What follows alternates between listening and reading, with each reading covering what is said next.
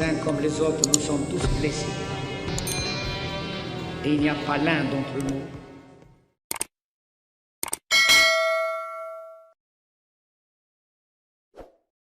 Maroc et Parlement européen à la suite de l'affaire du Marogat.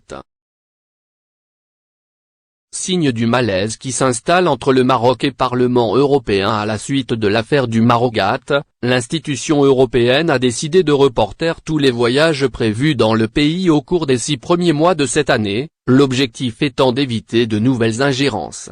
Les voyages de délégations et commissions parlementaires au Maroc ont été remis en question après des révélations de corruption visant à influencer les décisions du Parlement européen, rapportent en effet plusieurs médias citant des sources parlementaires européennes. Ainsi, la réunion de la direction de l'Assemblée parlementaire de l'Union pour la Méditerranée à Rabat, ainsi que celle de la Commission de l'énergie devant se tenir ce mois de janvier n'ont pas eu lieu. Une autre réunion de la Commission parlementaire mixte Maroc-UE, qui devrait se tenir en février, a également été annulée, précise l'agence de presse TF1. Ce n'est pas tout, le Parlement européen a également décidé d'annuler 2 réunions de l'Assemblée parlementaire de l'Union pour la Méditerranée à Rabat en février et mars, ainsi qu'un sommet et une session plénière du PE prévue en mai prochain. Dans le même contexte, il a été décidé d'ajourner un autre voyage prévu en juin prochain par la Commission des libertés civiles, au cours duquel il était prévu d'explorer la coopération UE-Maroc en matière de migration et de surveillance des frontières, en particulier pour la lutte contre la migration irrégulière.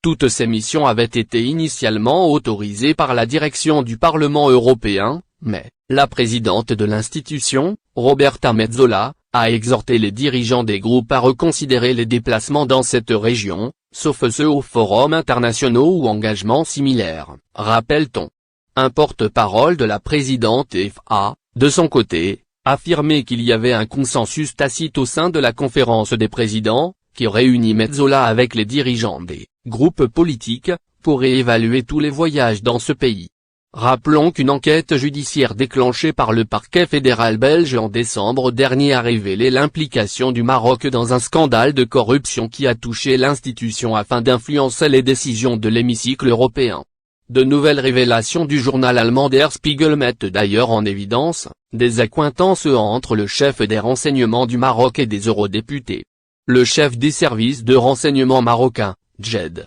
Yassine Mansouri lui-même, aurait été directement impliqué dans la tentative d'influencer les parlementaires européens, rapporte Der Spiegel. Selon le journal allemand, le responsable marocain a, selon les preuves recueillies par les enquêteurs belges, rencontré l'eurodéputé Andra Cozzolino, qui ferait également partie du réseau de Panzeri. Der Spiegel s'appuyait dans ses révélations sur les 1300 documents internes permettant une reconstitution détaillée de l'enquête, consultée par les enquêteurs belges.